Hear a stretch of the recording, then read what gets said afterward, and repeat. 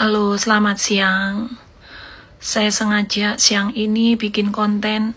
Saya tuh pingin curhat. Saya tuh lama banget punya unek-unek pingin curhat. Mudah-mudahan didengerin. Saya tuh prihatin.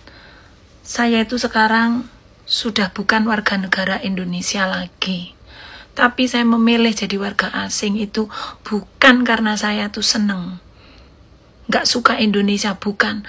Karena nggak ada pilihan, saya terpaksa. Karena apa?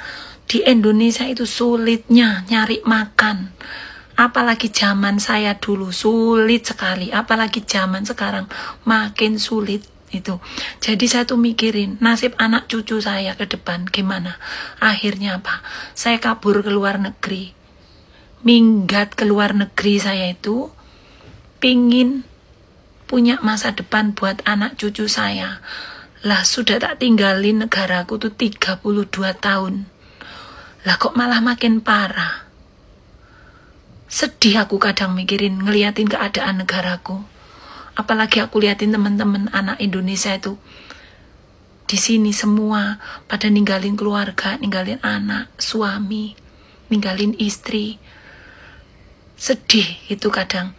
Cuman kok nggak ada kebijakan, nggak ada perubahan.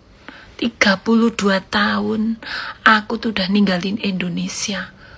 Kok ya sekarang makin susah cari pekerjaan, lapangan kerja makin susah. Budaya sogok menyogok itu masih terus berjalan sampai hari ini. Aku kok kepingin curhat punya unek-unek. Mudah-mudahan konten saya itu didengar sama orang pemerintah yang punya kebijakan. Di negara saya Taiwan, itu lulusan SD bisa dapat gaji 10 juta, Pak. Orang Indonesia yang kesini, lulusan SD, SMP, bisa dapat gaji 10 juta. Aku di Indonesia cuman lulusan SMP, Pak. Ya, gajiku aku bisa dapat gaji 1 bulan 45 juta. Kadang nasib baik, aku bisa dapat 50 juta 1 bulan. Kenapa bisa? Ini maaf, bukan masalah pamer saya. Aku cuman pingin didengar ini. Punya unek-unek karena apa? Orang tuh kalau makin lama tinggal di luar negeri, itu rasa kebangsaan, rasa cinta tanah airnya tuh makin. Cuman apa? Nggak bisa berbuat apa-apa. Jadi aku pingin nyampein unek-unekku gitu loh.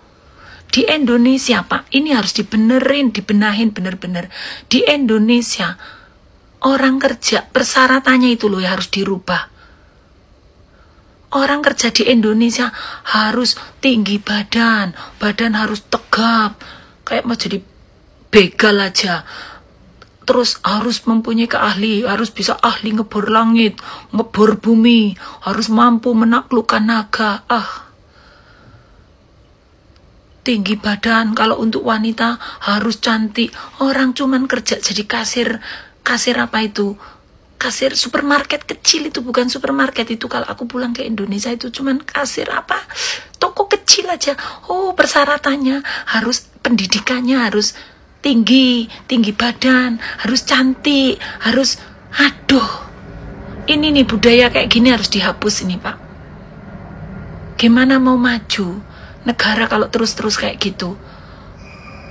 Tolong video saya ini di-tag, diviralkan biar sampai ke telinganya orang yang punya kebijakan.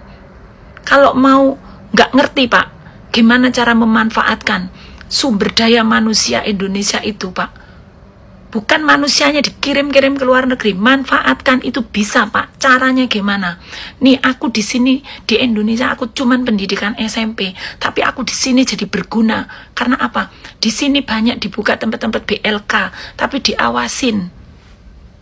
Jangan apa-apa cuman mau nyari kerja, Pak. Harus nyogok, harus korupsi, harus nepotisme. Itu loh, tuh pejabat-pejabat lama itu, Pak, ya, yang masih bau korupsi itu, babatin itu udah nggak usah dipakai lagi itu.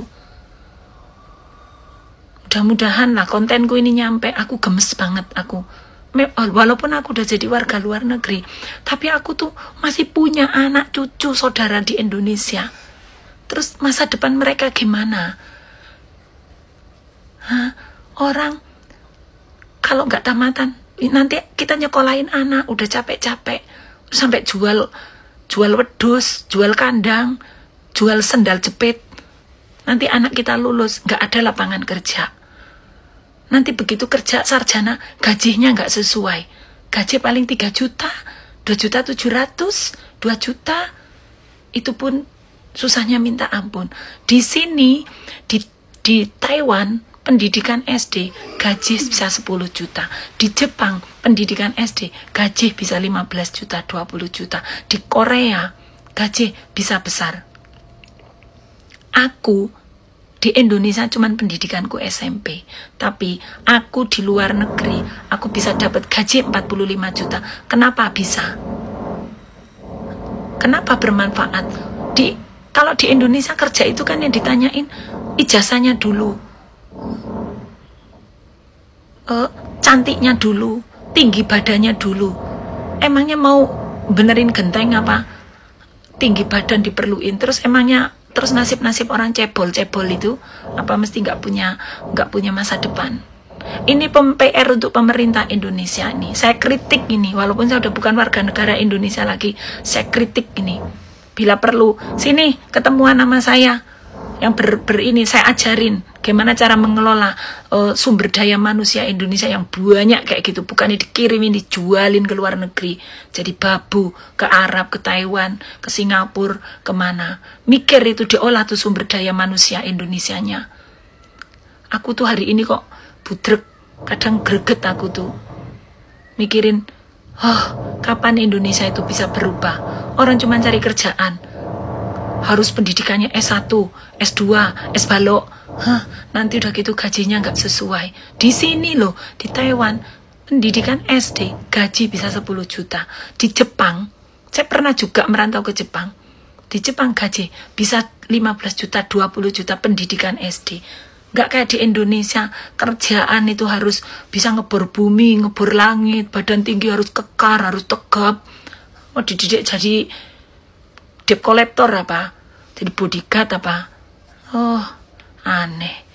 Semoga-moga kontenku kali ini didengar. Pegel aku kadang ya, Wan. Oke guys, masih dengan tema kabur aja dulu, yang sebuah hashtag yang lagi viral di sosial media kita akhir-akhir ini guys ya, dimana anak-anak muda lebih memilih untuk berkarir atau bekerja di luar negeri daripada di Indonesia, dengan alasan kalau di Indonesia itu kurang nyaman bagi mereka, penghasilannya juga tidak sesuai dengan ekspektasi. Nah tadi seperti yang kita dengarkan, emak-emak curhat ya, dia sudah lama di luar negeri, udah 35 tahun, dan bahkan dia mengaku sudah bukan menjadi warga negara Indonesia. Dia memiliki gaji 45 juta dalam 1 bulan ya, bahkan bisa sampai dengan 50 juta. Wow, sebuah angka yang sangat fantastis sekali ya.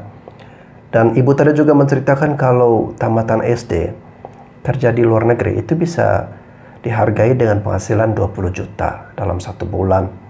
SMP bisa lebih lagi, SMA apalagi kalau sarjana ya. Intinya kalau kerja di luar negeri itu dari sisi penghasilan itu jauh lebih bagus, lebih baik daripada di Indonesia. Silakan ya bagi teman-teman generasi muda di sini yang mau mencari kehidupan yang lebih baik, gaji yang lebih baik di luar negeri dengan angka yang sangat besar ya, silakan. Toh itu juga kalian sebagai pahlawan bagi negara ya, karena kalian menyumbangkan devisa bagi negara. Kalian juga bekerja di luar negeri dengan mendapatkan penghasilan yang banyak seperti itu. Artinya kalian juga membantu perekonomian keluarga, orang tua ya, perekonomian diri kalian sendiri, dan juga ya untuk mencari kesejahteraan hidup. Nggak apa-apa, sah-sah saja ya. Namun saya pribadi ya, sekali lagi saya memilih untuk bertahan di negara saya, di Indonesia. Bersyukur, berterima kasih, lahir, hidup, dan menikmati apa yang ada di Indonesia saat ini ya. Saya juga pernah bekerja sebagai seorang security, sebagai satpam, yang kerja hanya buka tutup gerbang. Bos masuk saya hormat, keluar pun saya hormat. Saya catat keluar masuk karyawan ya. Gaji saya tidak sampai 4 juta ya, 3 jutaan, bahkan awal-awal kerja itu 2 jutaan. Tetapi ya puji Tuhan, saya bisa sambil membuat konten seperti ini akhirnya bisa merasakan penghasilan yang lebih daripada penghasilan yang dulu saya pernah bekerja sebagai seorang satpam, ya. Artinya begini guys, kalau kita punya strategi tersendiri, kita mampu melihat peluang lain, ya, itu sebenarnya di Indonesia juga bisa memberikan penghasilan yang lebih besar, ya, tanpa harus melihat latar belakang kita, melihat apa pendidikan kita. Ya. Intinya kita jangan hanya bergantung pada gaji yang diberikan dari tempat kita bekerja atau dari perusahaan kita, tapi kita harus mencari pintu rezeki yang lain, ya. Jangan hanya berharap pada satu pintu rezeki, tapi kita ciptakan pintu-pintu rezeki yang lain. Jangan 100% kita menyalahkan pemerintah, tetapi coba kita koreksi diri, kita evaluasi diri juga, kita ciptakan peluang bagi diri kita sendiri untuk bisa mendapatkan income yang lain, penghasilan yang lain, sehingga bisa merasakan duit atau gaji yang besar, yang banyak. Dan kembali lagi guys ya, saya tidak merasa bahwa opini yang saya sampaikan ini juga 100% benar, ya. Ini tergantung sudut pandang masing-masing. Kita kembali kepada topik kita terkait hashtag kabur aja dulu. Kita akan dengarkan komentar-komentar dari para netizen terkait hashtag kabur aja dulu. Kita dengarkan dulu berikut ini. Tapi Bunda setuju nggak dengan banyaknya anak muda yang bikin pernyataan kabur dulu keluar? Kata kabur aja dulu. Kalau dibilang setuju untuk saat ini bahwa tidak adanya lapangan kerja buat mereka, atau mereka pelarian ke luar negeri supaya mereka bisa mengembangkan ilmu mereka, ya saya sangat setuju. Dan jangan disalahkan kepada mereka. Mungkin mereka terlalu peka, terlalu emosional, nggak tahu berbuat apa-apa. Kalau memang negara luar menjanjikan buat mereka akan di luar negeri dengan hidup yang tentram, nyaman, mendapatkan hasil yang sebanding, tentu ya saya ngedukung. Dan kembali lagi ke pemerintahan kita. Sadar enggak? Merasa tertampar enggak? Merasa sedih enggak? Merasa kecewa enggak? Pemuda Indonesia yang cerdas dan pintar, sekolah bertahun-tahun, mereka harus meninggalkan Indonesia hanya karena tidak ada lapangan kerja. Dan sulitnya untuk memberikan pekerjaan ke mereka karena faktor-faktor dari yang tadi yang saya sebutkan itu. Lamaran-lamaran, syarat-syaratnya nggak masuk di akal, tinggi badan 160, kenapa nggak sekarang aja tingginya kayak jelangkung atau tingginya kayak jerapah? Mau ngapain? Mau benerin genteng? Kan nggak mungkin, Mbak. Iya kan? Kita kan yang penting otaknya, kemampuannya, semangatnya, bisanya dia bekerja. Usia 30, Mbak, menurut saya itu belum tua. Belum pantas untuk dimuseumkan. Umur 25 belum, Mbak. Saya tinggal di luar negeri, saya memberikan contoh kepada pemerintah Indonesia supaya ini tidak berlarut-larut, Mbak. Masa cuma Mbak doang yang cari makan di Trans TV? Apa Mbak nggak mikirkan di luar sana, Mbak? Jadi kita harus punya empati ya, Mbak. Itu menurut saya. Jadi semoga. Jadi tapi menurut saya. Syarat nggak, Bun? Ya. Perlu syarat nggak ke situ kan, nggak main kabur aja kan, Bun? Ya gini, Mbak. Semua itu mereka sudah merencanakan dengan matang. Nggak mungkin mereka itu tidak punya paspor. Mereka kan bukan orang-orang bodoh. Yang mereka meninggalkan, kalau mereka bikin hashtag ke luar negeri dulu, kabur aja dulu, mereka itu bukan orang-orang yang tidak paham. Mereka pasti paham. Mereka bisa buka Google, otomatis mereka pasti tahu. Dan mereka sudah membaca persyaratan-persyaratannya, terutama adalah paspor. Agensi-agensi yang terjamin. Dan ini juga buat Bunda memberikan juga tips kepada semua pemuda Indonesia. Jangan sembrono juga. Jangan sampai kejadian hal-hal yang tidak diinginkan negara kita. Misalnya jangan juga membebanin pemerintah. Contohnya misalnya sembarangan mengambil agensi, lalu menggebu-gebu tanpa memikirkan ke depannya. Lalu sampailah ke negara yang tidak bisa dijamin keselamatannya. Lalu terjadilah misalnya kriminalis atau apa, atau penghianatan. Siapa ini? Aduh, bentar Mbak. Lagi viral-viralnya hashtag kabur aja dulu di Indonesia. Jadi bukannya aku benci sama Indonesia, bukannya aku nggak cinta sama Indonesia, tapi memang ini benar ada faktanya. Sebelumnya Awalnya saya adalah pelaut dan lulus dari SMK Pelayaran dan menerima ijazah kelas 4. Apalagi perempuan, so they are underestimate about us. Dan waktu itu sudah berupaya segala macam, dari job di laut, job di darat. Kualifikasinya banyak kayak spek nabi gitu. Bahkan nabi aja gak begitu ya. Dan akhirnya saya memutuskan kerja di kapal pesiar dengan tujuan, aku pengen keluar negeri nih. Aku pengen nabung dulu, nanti ambil kelas 3, jadi ijazah aku lebih tinggi biar harapannya itu bisa dapat kerja yang layak di negeri sendiri dan gak perlu balik di luar negeri. Dan sampailah di sana aku udah berangkat ke kapal pesiar, aku udah nabung, udah upgrade ijazah pun, akhirnya pun masih tetap di sini. Karena apa? Ya itu susah. Bukannya nyerah, nggak nyerah. Bahkan pernah nungguin sampai setahun lamanya. Gimana gak sabar?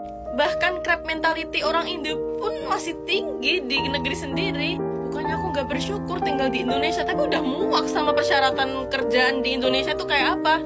Cinta doang itu gak cukup buat bayar tagihan, kata abang-abang tadi yang lewat di FYP.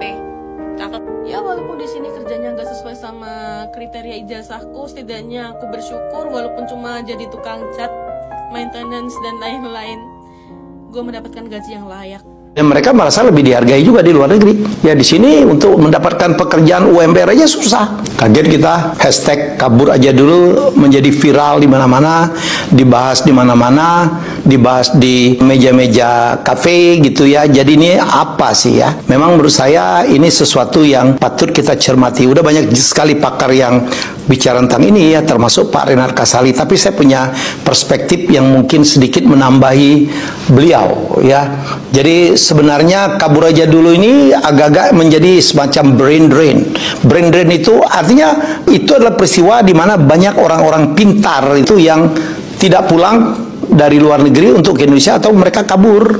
Dan ini kabur aja dulu ini ekstrim banget loh. Banyak sekali anak-anak muda terutama yang umur 20-an sampai 30, 40-an itu kabur. Kenapa mereka kabur? Waduh, ini sedih ya. Anak-anak umur ini ya, milenial dan terutama Gen Z ini, mereka lebih kritis loh. Ya lebih kritis, lebih berani ngomong, lebih berani bersikap. Jangan heran anak sekarang umur belasan udah berani traveling sendiri gitu. Mereka dengan modal Google, mereka bisa kemanapun. Saya kalau keluar negeri, saya baru pulang kemarin dari Korea melihat cucu saya yang kelima gitu. Yang ngatur perjalanan kita anak saya, si Azura umurnya baru 18 tahun. Kita mau kemana, naik apa, bahasa Inggrisnya bagus, bisa bahasa Korea, modalnya cuma satu ini. Jadi menurut saya anak-anak ini kritis juga. Kadang-kadang dia protes, Pak, nggak begitu Pak. Beda dengan waktu saya kecil, jadi waktu dialog dengan bapak saya penuh dengan dogmatis, penuh dengan sesuatu yang tidak berani kita lawan.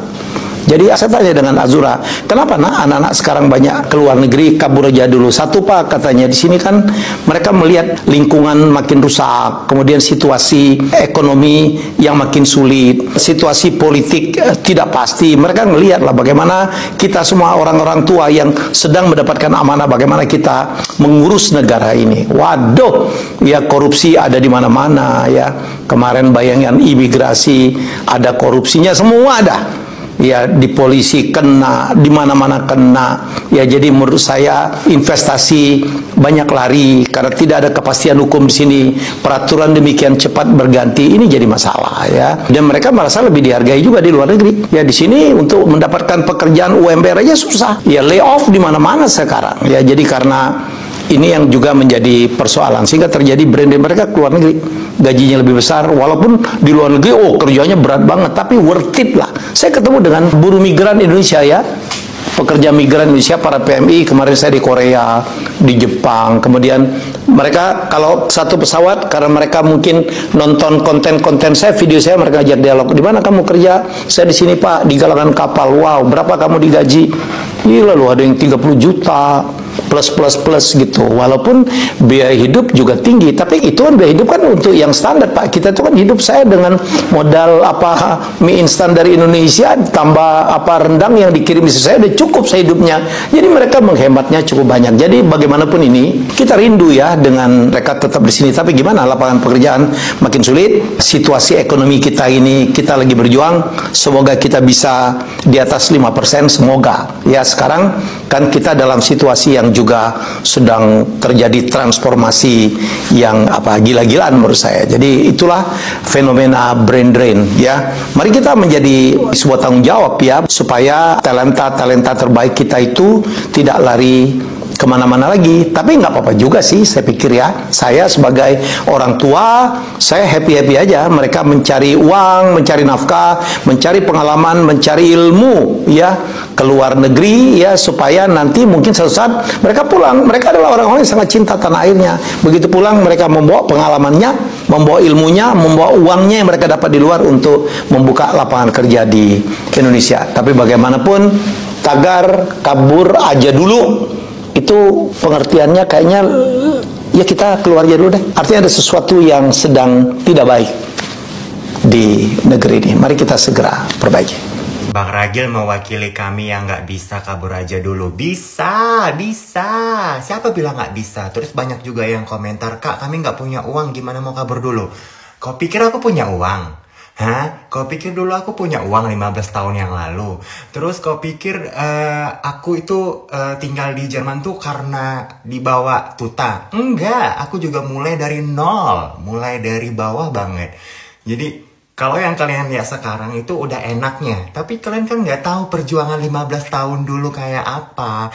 Jadi kalau kalian bilang kalian nggak bisa kabur aja dulu, bisa. Banyak banget kesempatan untuk bisa kerja di luar negeri. Mulai dari lamar aja jadi PMI, pekerja migran Indonesia dari PJTKI.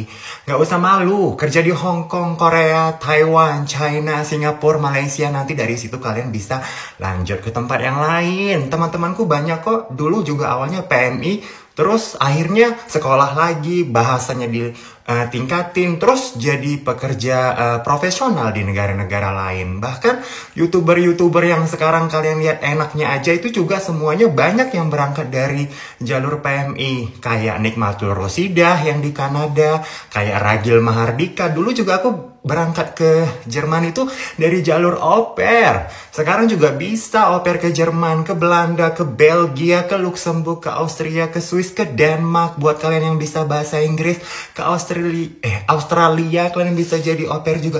Ngos-ngosan aku. Terus kalian bisa ikut working holiday visa. Kalian bisa ngelamar online. Terus yang penting kalian sekarang adalah menambah skill kalian untuk menguasai bahasa lain. Bukan bahasa planet ya, tapi maksudnya bahasa ya, kalau nggak bahasa Inggris, bahasa Korea kayak, bahasa Cina kayak, bahasa Jerman kayak. Atau kalian kalau yang masih muda-muda bisa ikut au pair, bisa ikut FSJ, bisa ikut Ausbildung. Semua itu aku lakuin loh. Aku tuh dari bawah, dari au pair, FSJ, Ausbildung. Nah bonusnya ketemu sama jodoh, pacaran, menikah, tapi mulai dari nol. Kalau kalian mau tahu ceritanya ini, aku masih ada bukunya, Saat Eropa Jadi Rumah Kedua. Ini kumpulan cerita-cerita kita, anak-anak muda yang berjuang 15 tahun lalu untuk bisa jadi au pair di negara-negara Eropa. Ada aku sama Rora di Jerman, ada Kak Ica Ayu di Perancis, dan ada Ceentin di Belanda. Dan Ceentin ini setelah dari au pair di Belanda, dia au pair lanjut lagi ke Australia. Sekarang dia kerja di Australia, jadi child educator gitu. Nikah di sana. Jadi banyak banget caranya untuk bisa datang ke luar negeri. Jadi kabur aja dulu. Nanti kedepannya kayak apa, kedepannya seperti apa, kalian lihat lagi situasi dan kondisinya. Ini bukunya masih ada di toko sebelah, di toko hijau sama di toko orange. Kalian coba aja lah, kalian cari aja, atau kalian langsung aja ke penerbitnya Stiletto, kalian tanya masih ada buku Kak Ragil nggak, pasti masih bisa PO. Ini bukunya dari beberapa tahun yang lalu. Nah jadi kayak gitu, banyak banget caranya untuk kabur aja dulu. Jadi jangan berkecil hati buat kalian yang nggak punya uang. Aku juga dulu tuh 15 tahun yang lalu tuh nggak punya uang. Udah ya, aku buru-buru, makanya agak ngos-ngosan karena aku mau pergi kerja dulu. Bye bye. Ini bener ini, selevel menteri responnya kayak gini terhadap tagar kabur aja dulu. Satu menteri responnya kayak gini, kalau misalnya kita kabur dari Indonesia berarti jiwa nasionalisme kita itu dipertanyakan. Pak, bukannya kita nggak mau ikut membangun Indonesia, tetapi Bapak mau nggak sama-sama membangun sama rakyat Indonesia? Terus apa hubungannya Pak sama jiwa nasionalisme Pak, dimanapun kita berada? Saya aja nih Pak ya, saya di Taiwan, jiwa nasionalisme saya itu membara Pak di Taiwan. Setiap saya berhasil memenangkan lomba-lomba di negara orang lain, saya selalu bilang nih ke panitianya, mohon ke mereka, tolong ya di announcement saya dari Indonesia. Saking membaranya jiwa nasionalisme saya, Pak. Orang-orang Indonesia yang ada di luar negeri selalu nyarinya masakan-masakan Indonesia. Sampai-sampai orang-orang Indonesia yang tinggal di luar negeri itu benar-benar memperkenalkan budaya-budaya negara kita, Pak. Dari tarian, dari kuliner, gitu, Pak. Jadi mereka itu kabur dari Indonesia dan pergi ke luar negeri itu bukan karena mereka itu tidak punya jiwa nasionalisme terhadap negara kita. Enggak, Pak. Tapi memang kualitas hidup di Indonesia itu nggak normal, Pak. Jadi kita ini sebagai manusia biasa ya berhak dong, Pak, untuk mencari kehidupan yang lebih baik gitu. Apalagi kita meninggalkan negara kita ini ya pasti banyak faktor-faktornya, Pak. Ya, salah satu faktornya itu ya karena banyak banget korupsi di Indonesia, Pak. Capek orang Indonesia, Pak, ngelihat orang-orang korupsi, Pak. Mana kualitas hidup nggak bagus lagi, Pak. Fasilitas-fasilitas itu tidak mumpuni, Pak. Pokoknya kayak nggak normal aja gitu, Pak, hidup di Indonesia gitu, Pak. Jadi makanya pada bikin tuh tagar-tagar kabur aja dulu. Tenang, Pak. Kan ada kata dulunya. Nanti kalau misalnya Indonesia udah membaik, nanti kita balik lagi, Pak. Kan gitu. Justru yang perlu ditanyakan jiwa nasionalismenya itu adalah para pemangku-pemangku jabatan di Indonesia yang melakukan tindakan korupsi. Itu yang perlu dipertanyakan, Pak. Begitu juga dengan para pemangku jabatan yang harusnya menghukum para koruptor-koruptor, malah memberikan hukuman-hukuman ringan. Nah, orang-orang seperti itu, warga-warga negara Indonesia seperti itu yang perlu ditanyakan jiwa nasionalismenya. Jadi kalau misalnya orang-orang Indonesia memutuskan untuk pergi dari Indonesia kemudian mencari kehidupan yang lebih baik di luar negeri,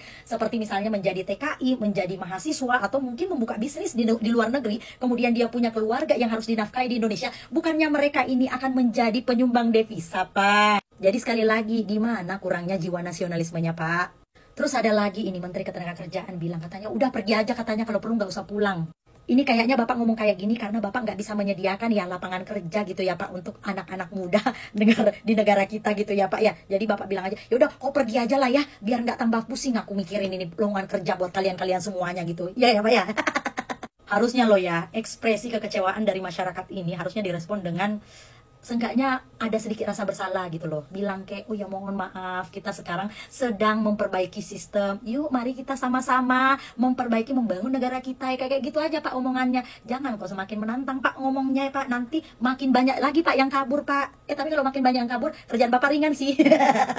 Ini ya, Pak, ya, saya protesnya lewat sosial media aja. Lebih bagus saya demo-demonya lewat sosial media daripada saya turun ke jalan bakar-bakar ban, ngurusak fasilitas umum ya kan. Kayak mahasiswa-mahasiswa, yang mending saya mengutarakan pendapat saya dan aspirasi-aspirasi dari follower-follower saya, yang mana itu juga masyarakat Indonesia melalui sosial media saya. Semoga didengar ya, Pak ya. Salam waras.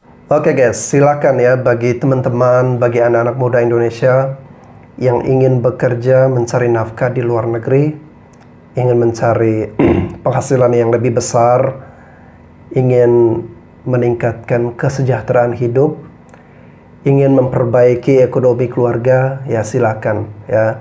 Kalian punya hak, apalagi masih muda, ya silakan untuk mencari pengalaman, mencari pekerjaan di negeri orang ya.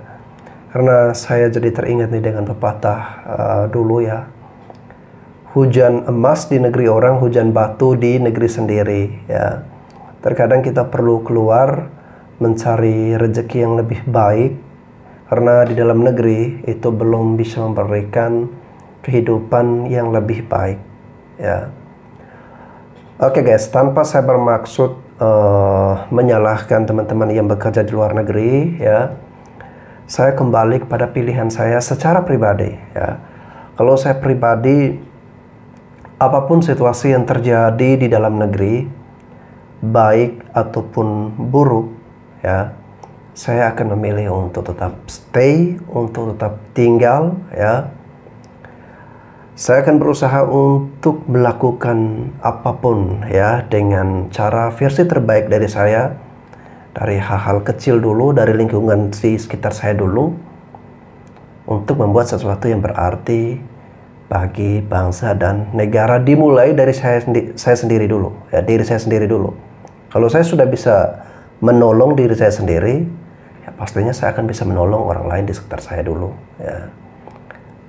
Kalau kita sudah bisa mengerjakan perkara-perkara kecil, maka Tuhan juga akan memberi kita perkara yang besar dan kita bisa mampu menyelesaikannya. Oke, tetap semangat bagi teman-teman muda ya, anak-anak muda Indonesia yang saat ini lagi bekerja di luar negeri, tetap semangat. Semoga kalian senantiasa dilindungi, dijauhkan dari segala mara bahaya. Dan mungkin pesan dari kita yang ada di Indonesia, jangan lupa untuk pulang ya. Jangan hanya tahu pergi tapi nggak tahu pulang lagi ya. Kembali pulang jika suatu saat nanti kalian udah merasa cukup, udah sejahtera. Kembali pulang, ayo kita sama-sama bangun bangsa dan negara kita tercinta. Oke guys, saya kira itu saja. Sampai jumpa.